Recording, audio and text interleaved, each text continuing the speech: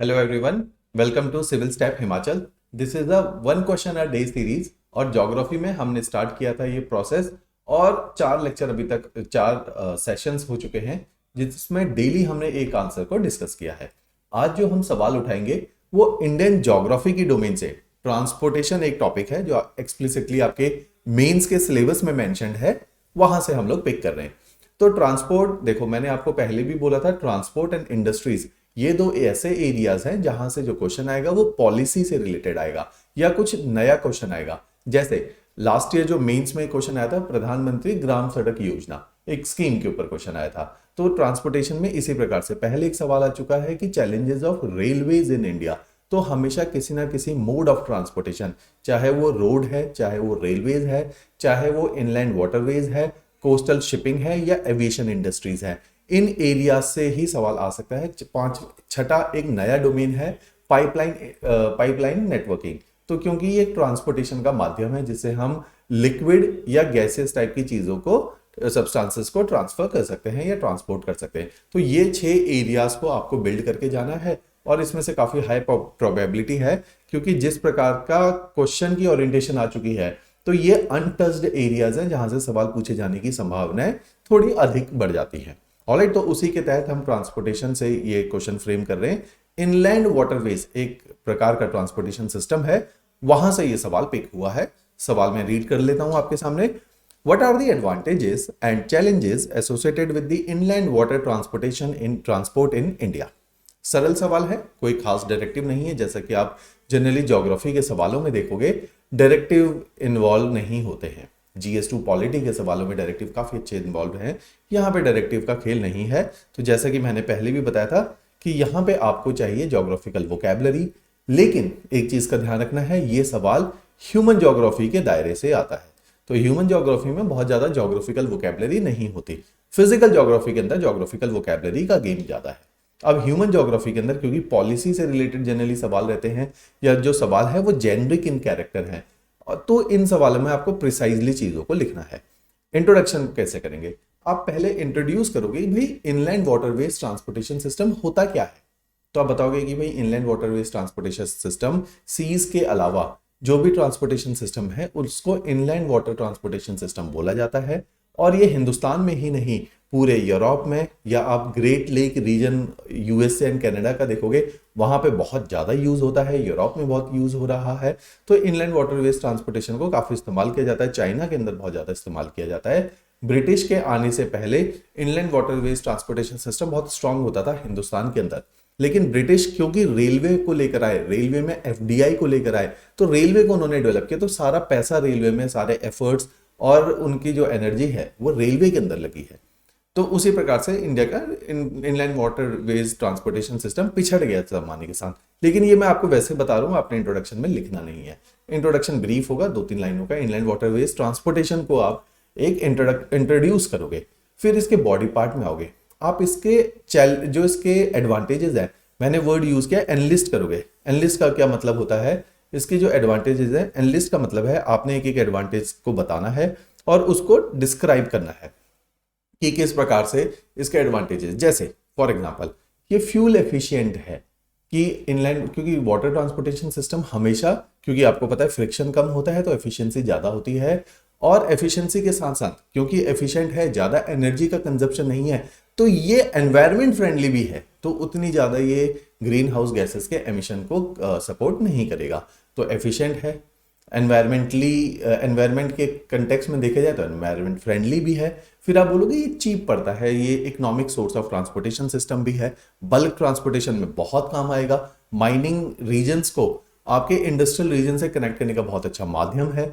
हिंदुस्तान के अंदर क्योंकि इतनी ज्यादा नदर्न रिवर्स, पेरिनियल रिवर्स है, तो यहाँ इस्तेमाल हो सकता है। आपके तो ग्रेट प्लेन्स ऑफ इंडिया में इतनी बड़ी बड़ी रिवर्स और पूरे 12 महीने सदाबहार रिवर्स हैं। आपके पेनिनसुलर पार्ट ऑफ इंडिया में इतनी सारी रिवर्स है। तो ये एक ऐसा साधन हो सकता है फ्यूचर के अंदर जिसको काफी इस्तेमाल किया जा सकता है। फिर डीकंजशन ऑफ रोड्स एंड रेलवेज को भी करेगा कि अगर इसको यूज करने लगोगे तो धीरे धीरे जो रोड एंड रेलवेज के ऊपर इतना ज्यादा प्रेशर है, इतनी बड़ी आबादी, इतना बड़ा इंडस्ट्रियल सिस्टम केवल रोड एंड रेलवे से काम चला रहा है, उनके पास एक ऑल्टरनेट ट्रांसपोर्ट का मैकेनिज्म भी आ जाएगा। तो ये थर्ड पिलर की तरह स्टैब्लिश हो सकता है हिंदुस्तान में। तो ये सारे इसके नए नए जो है एडवांटेजेस भी आप लिख सकते हो। फिर इसमें कॉस्टिंग बहुत हाई नहीं है। कॉस्टिंग का मतलब है, जब मैंने रेलवे, हमने एक बार मेंस में सवाल डाला था रेलवेज के चैलेंजेस, जो पहले आ भी चुका है हिमाचल के अंदर। रेलवे का सबसे बड़ा चैलेंज है लैंड एक्विजिशन। आप रेलवे की वेबसाइट पे जाइए और उनकी एनुअल रिपोर्ट को डाउनलोड कीजिए, तो वहां पे बताएंगे कि जो सबसे बड़ा चैलेंज जिससे जूझ रही है रेलवे वो है लैंड एक्विजिशन। क्योंकि लैंड की कीमतें बहुत बढ़ गई है। फार्मर्स जनरली जो लैंड होगा वो खेतों के बीच में से जाएगा, सेटलमेंट के बीच में से जाएगा, तो फार्मर्स बहुत इंटू नहीं है लैंड को सरेंडर करने के लिए। तो लैंड एक्वायर करना हिंदुस्तान के अंदर बहुत मुश्किल है। तो यहां पे लैंड एक्विजिशन का कोई मुद्दा ही नहीं है। तो आपने, क्योंकि रिवर्स एंड कैनाल नेटवर्क के ऊपर ये सिस्टम डेवलप करना है, तो लैंड एक्विजिशन मुद्दा नहीं है। तो ये सारे इसके एडवांटेजेस हैं। इसकी इनिशियल इंस्टॉलेशन कॉस्ट बहुत हाई नहीं होती है, क्योंकि नदियों के सिस्टम को ही तो इस्तेमाल करना है। जैसे हम समुद्रों को इस्तेमाल कर रहे हैं, केवल पोर्ट्स को डेवलप करते हैं, यहां पर भी इनलैंड वाटर पोर्ट्स क्रिएट किए जाते हैं और उनको फिर इस्तेमाल किया जाता है। तो यहाँ पे कॉस्ट ऑफ स्टैब्लिशमेंट वो बहुत कम रहती है as compare to railway and transportation. क्योंकि रोड बनानी है तो पहले लैंड एक्वायर करो, फिर रोड बनाने का खर्चा उठाओ, तो इसमें वो सारे खर्चे नहीं होते हैं। ये इसके कुछ एक एडवांटेजेस हैं। लेकिन फिर आप याद रखेंगे 8 नंबर का सवाल है, 3/4 ऑफ द पेज है, 4 एडवांटेजेस मोर देन इनफ है। डिसएडवांटेजेस और आई वुड से चैलेंजेस, आप नए चैलेंजेस लिखोगे। आप लिखोगे इसके चैलेंजेस क्या है हिंदुस्तान के अंदर। ग्लोबल, देखो ग्लोबल वार्मिंग वर्ड यूज करना है। ग्लोबल वार्मिंग की वजह से धीरे धीरे वाटर इनसिक्योरिटी आ गई है। जो रिवर्स में वॉल्यूम ऑफ वाटर है वो श्रिंक कर गया है। जो शायद वॉल्यूम ऑफ वाटर पहले अधिक होता था, आज वो वॉल्यूम ऑफ वाटर नहीं रह गया। उसकी वजह से इनलैंड वाटर ट्रांसपोर्टेशन सिस्टम को मिनिमम 3 मीटर की गहराई चाहिए पानी के अंदर। तो वो 3 मीटर की गहराई यदि नहीं मिलेगी तो बहुत मुश्किल होता है बड़े बड़े कैरियर शिप्स को नेविगेट करने में। तो क्योंकि वॉल्यूम ऑफ वाटर कम हो गया है, वो एक अपने आप में बड़ा चैलेंज है। दूसरी बात है, because of the global warming आपके धीरे धीरे सीजनल शिफ्टिंग हो चुके हैं सीजन्स के। तो रिवर का जो वाटर है उसका जो डिस्चार्ज है वो लगातार कॉन्टिन्यूस नहीं है। कभी ऐसे मंथ भी आते हैं जो बहुत लीन मंथ हैं, जहां पे वाटर का वॉल्यूम काफी ज्यादा कम हो गया है। फिर ऐसे मंथ है जहां वाटर का वॉल्यूम, मानसून है, इतना ज्यादा हो गया कि फिर नेविगेशन करना मुश्किल है। क्योंकि भाई अधिक पानी होगा तो उतनी ही टर्बुलेंस और डिस्टर्बेंस होगी, जिसमें नेविगेट करना मुश्किल है। तो इस तरह से चैलेंजेस भी हैं। हिंदुस्तान में रिवर्स सेडिमेंट्री रॉक्स के ऊपर चल रही हैं। अगर नदर्न इंडिया की रिवर्स हैं, हिमालयन रिवर्स हैं, वहां सिल्टेशन का प्रॉब्लम बहुत ज्यादा है। सिल्टेशन का प्रॉब्लम है तो धीरे धीरे डेप्थ कम हो जाएगी। तो सिल्टेशन की वजह से लगातार आपको ड्रेजिंग करनी पड़ेगी, डीसिल्टेशन करना पड़ेगा, जो एक कॉस्टली अफेयर है। इन वाटरवेज ट्रांसपोर्टेशन सिस्टम को चलाना है तो आपको लगातार रिवर के चैनल्स को क्लीन रखना पड़ेगा। तो ये भी एक इशू है। तो ये नए नए चैलेंजेस हैं। तो आपने ग्लोबल वार्मिंग के साथ, चेंजिंग पैटर्न्स ऑफ रेनफॉल के साथ, आपने फ्लडिंग के साथ, सिल्टेशन के साथ, दूसरा आप बोलोगे इतने सारे डैम्स एंड कैनाल नेटवर्क्स बन गए हैं जिसकी वजह से वाटर का वॉल्यूम पहले से भी रिवर्स में कम हो गया, क्योंकि हमने डाइवर्ट किया है पानी को रिवर्स के। तो ये भी एक अपने आप में एक चैलेंज है। तो इस तरह से आप 4 ही चैलेंजेस लिखिए, ठीक है, लेकिन अहम लिखिए। देखो चैलेंजेस और भी हैं मेरे पास, 8 चैलेंजेस और बता सकता हूं मैं, लेकिन प्रायोरिटी वाइज आपने यही लिखने हैं। क्योंकि देखो 8 नंबर का सवाल है, स्ट्रक्चर्ड वे में आपने देखना है कि प्रायोरिटी वाइज कौन सा। देखो एक पॉइंट है कि टूरिज्म की वजह से जो लोकल लेवल पे आप देखोगे कि लोग बोटिंग भी कर रहे हैं रिवर के अंदर, लोकल लेवल पे फिशिंग, फिश कैचिंग भी चल रही है। तो उससे भी वाटर ट्रांसपोर्टेशन सिस्टम में प्रॉब्लम आती है, क्योंकि बड़े बड़े कैरियर शिप्स हैं, उनका एक्सीडेंट हो सकता है। लेकिन ये प्रायोरिटी वाइज बहुत नीचे की बात है। ऑलराइट, तो इस तरह से हमने प्रायोरिटी वाइज पॉइंट को लिखना है, स्ट्रेटेजाइज करना है, अच्छे पॉइंट्स को ऊपर लिखना है। तो ऐसे हम इस क्वेश्चन को अप्रोच करेंगे। मेन बॉडी पार्ट में 2 पार्ट हो गए, एनलिस्ट किए उसके एडवांटेजेस, एनलिस्ट किए उसके चैलेंजेस। लास्ट पार्ट कंक्लूड करोगे। देखो चैलेंजेस पूछा है, कंक्लूजन जरूरी देना पड़ेगा। हर 8 नंबर के सवाल में जरूरी नहीं कंक्लूजन लिखो, यहां देना पड़ेगा क्योंकि चैलेंजेस है। आप बोलो नेशनल वाटरवे एक्ट, अब देखो ये आ चुका है 2016 का, ये आ चुका है, ये इन सारे चैलेंजेस को ओवरकम करने की बात कर रहा है। ये देखो वाटरवे का एक और चैलेंजेस है, ये मल्टी मोडल नहीं है, टेक्निकल वर्ड है। मल्टी मोडल का मतलब है, मान लो मैंने चंडीगढ़ से जाना है, एक सिटी है नोएडा है, वहां जाना है, तो नोएडा तक तो ट्रेन नहीं जाती, तो मैं पहले यहां से बस से रेलवे स्टेशन जाऊंगा, रेलवे स्टेशन से मैं शताब्दी लूंगा, नोएडा शताब्दी से मैं न्यू दिल्ली स्टेशन उतरूंगा, और वहां से मेट्रो लेके मैं नोएडा चला जाऊंगा।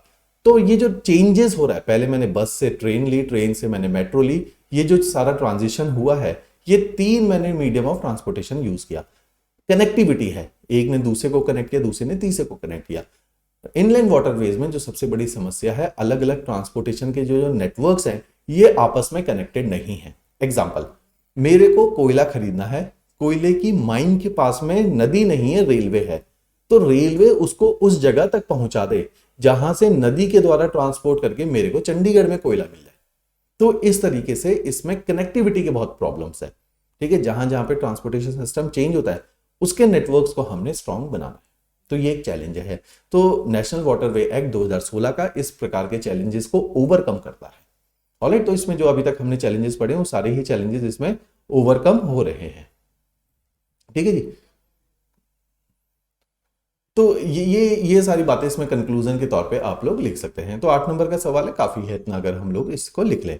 इससे जो रिलेटेड आपका मॉडल आंसर है या आपने क्वेश्चन को अटेम्प्ट करना है, आप हमारी वेबसाइट्स www.civilstep.com पे जाके इसको अटेम्प्ट भी कर सकते हैं। वहां डेली आंसर राइटिंग के इस प्रकार से सेशंस हैं जहां पीयर टू पीयर लर्निंग है और आप लोग वहां इसको सीख सकते हो।